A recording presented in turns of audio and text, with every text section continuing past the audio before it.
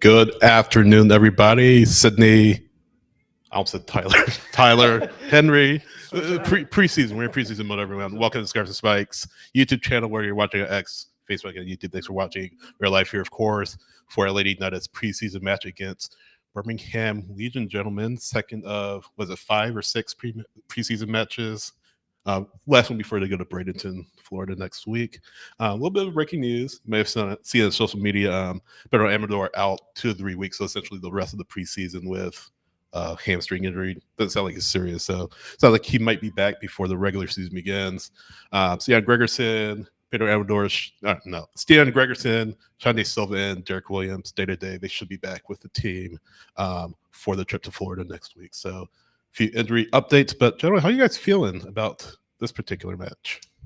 I'm excited. You know, the lineup I think is a good mixture, right? You have Slish as the captain, which I think is a very crucial step for a guy that the club has made obvious they want him to be around for a while, right? And it's a good opportunity for him to kind of step up. I think he'll probably get a little bit more time. They are playing 2 45-minute halves, which I think there was a little bit of confusion when we got here because you can't see it behind us, but the clock does say 30. Yeah.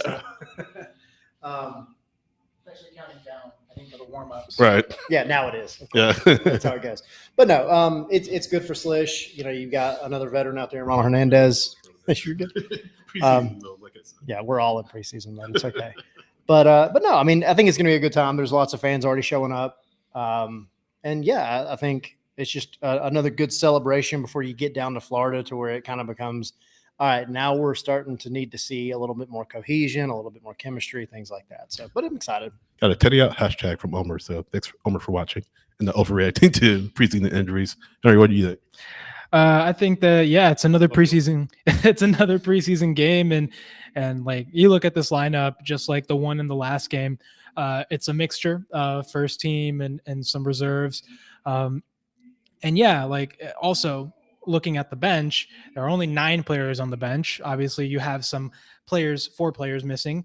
So obviously you need to compensate some way. So some players are actually going to play in both halves. I would expect you to see probably, and this is just pure speculation for me, probably like Luke Brennan on the wing a little bit more, Noah Cobb in center a little bit more. Just basically pushing some of those players out a little bit more to get some fitness. It's normal for kind of these small injuries to happen in preseason as they're ramping up. But we should expect a pretty decent game. You want to talk about the lineup? Yeah. By the way, 5 takes say we look like Jedi Force Ghost. So the lighting is kind of weird. So, yeah. And then Dan saying don't eat the white sauce. So Dan, obviously not an Alabama white sauce fan. Yeah. White sauce, man. Thanks, Dan. I actually like it, by the way. I actually like it. So, but let's run through the lineup. Josh Cohen starting in net for the first half. And then let's go through the back line. Hernandez on the right, I assume. Brendan Morales Cobb along the back line. Will Riley in the midfield. Really excited to see what Will Riley does. I mentioned this before, how he, kind of rises to the occasion. Back in with the Lady United. Kevin Togashi starting up top. Fortune in the midfield as well. Run and Win getting the start. Edwin Mascara on the wing, and then Sleesh, as we mentioned, also in the midfield. The armband. And then we'll expect to see Brad Guzan, Liumba, Saba, TRA, Cleek, Abram Edwards, Dom Chunky, and Miranchuk in the second half. So, like you said, Henry, a shorter bench, but you hope, you have these minor injuries to Amador and the guys I mentioned earlier, but that's the thing. Another thing you want to make sure you get out of here with is very minimal injuries, if at all possible, no injuries. Obviously, Sleesh took a pretty hard knock. He's back out there, which is good to see. But let's talk about Sleesh for a little bit. I mean, we already mentioned him, but again, the armband shows like right off the bat the trust that Ronnie Dyla has in him, and kind of a player that he's not an old player, but he's not a young player either. He's been a professional for a while, but just shows like the trust the new coaching staff already has for him. Yeah, I mean it's a big step for him, and Garth Lagerway yesterday at the Miguel Almiron press conference, one of the things that he kind of talked about was the amount of minutes that Bartek Slish played in 2024. Do you know how many minutes he played Maybe. coming from Poland, coming over to the United States? Over 6,000. The man was running to the ground. Yeah. And so, it's just it's a good opportunity again for him. He's got rest in the off season. Now he's being given the captain's armband. Big step up for him. And it's just, you want a guy that, at least on a contract basis, he's going to be here for a while, right? It seems like he's been kind of pegged as a long-term part of this midfield.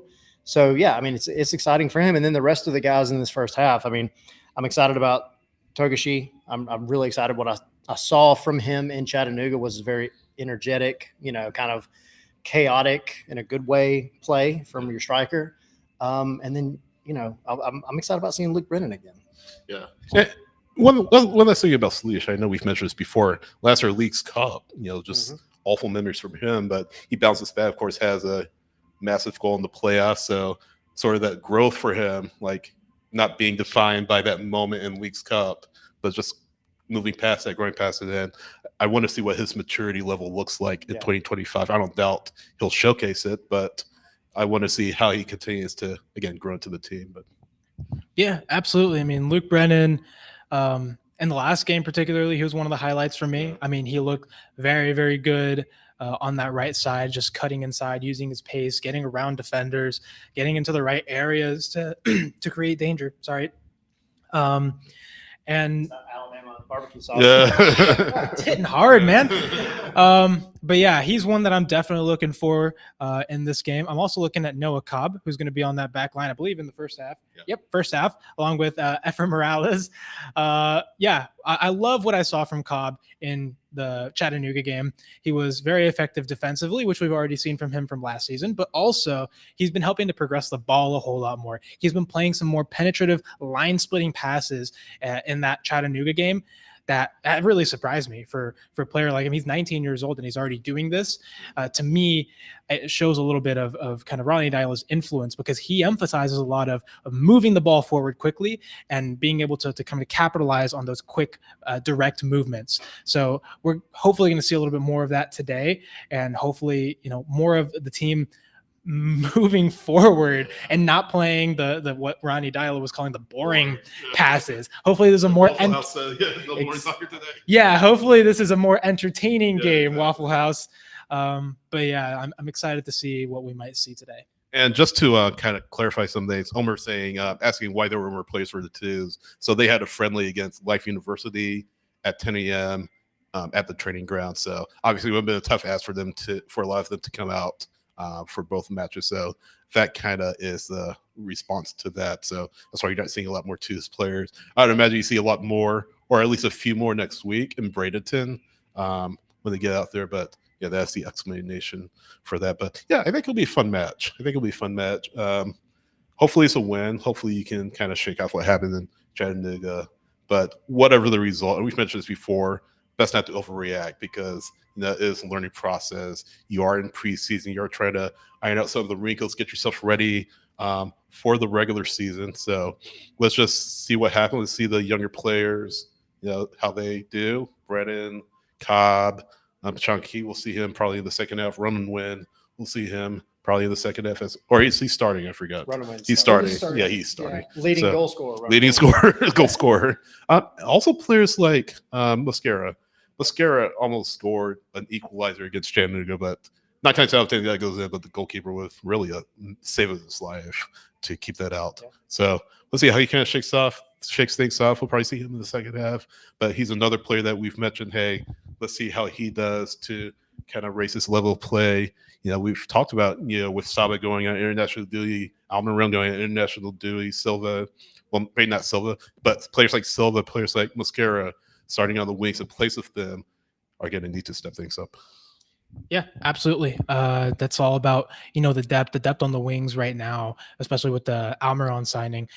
You now have sufficient depth to where if some of these players end up having to be called to their national teams, you're not left high and dry. You have some decent options.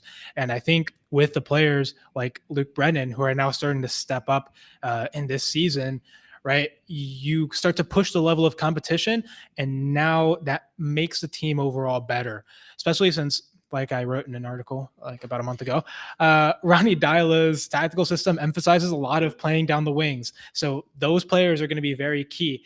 So right now, what I'm watching, like you said, not so much the results of this game, but how the individual players are fitting into their roles and whether that is all kind of coming together. So yeah, I'm looking at the wingers. I'm also looking at Alexei Miranchuk. Didn't have a fantastic game in Chattanooga, but like he's going to be an important player for this Atlanta United. He's going to be the guy in the middle that is, playing those through balls to your different attackers. So we're going to see how he does today and whether, there is some level of improvement. But again, I'm not too worried if, Atlanta loses again. I would be more worried if I didn't see, the players stepping into their roles, if I didn't see them, looking at least 1% better than they were last time out. This is all what this is. It's just building up at this point. Yeah, and I think one of the things that I really want to see, we kind of touched on it on the shows throughout the week, but keep an eye on things like the big switch, right? You have the big switches that you kind of saw a lot of, especially in the first half against Chattanooga. Your wing backs playing the ball over the top to, the on-running winger on the opposite side. Just those moments of quick transition, quick opposition movement, things like that.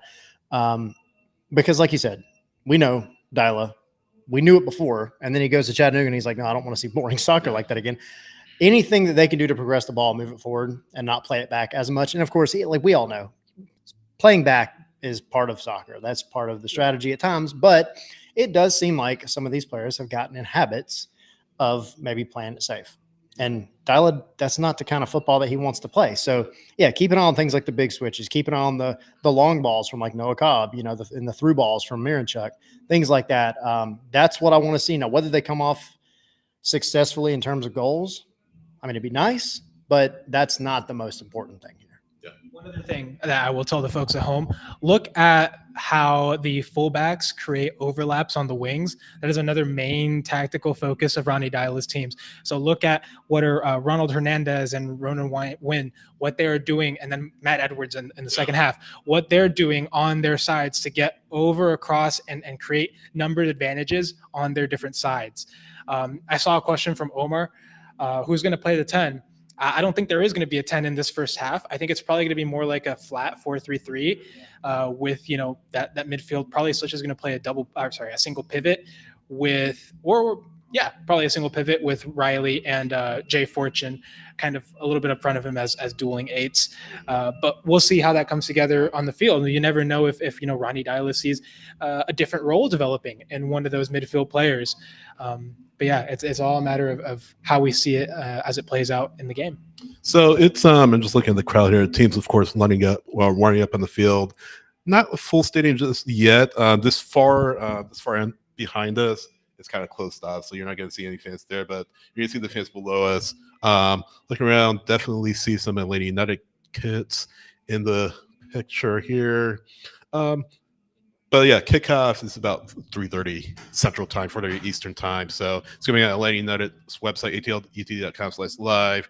I assume on YouTube as well. I don't think it's going to be on the radio, but I know Mike and Jason are going to be calling it at least on streaming video. So gotta check that out. We'll be back post-match. Give our thoughts on what we saw. So we'll be back, of course. Of course, if you want to listen to our podcast, this won't be on the podcast feed, obviously, but search Scarves and Spikes and Atlanta United podcast, Apple Podcast, Spotify, iHeart, wherever you get your podcast. Subscribe, leave a screenshot, let us know on social, and you can be entered to win a $25 gift card. Yes. Get yourself a Miguel Almiron. Yeah, exactly. Part of a Miguel Almiron. Yeah. It'll help you out a little bit. sleeve. And a little sleeve. As always, follow along on Twitter, Blue Sky for our match day coverage. Yeah. Thanks, everyone. We'll see you soon. See you guys. See y'all.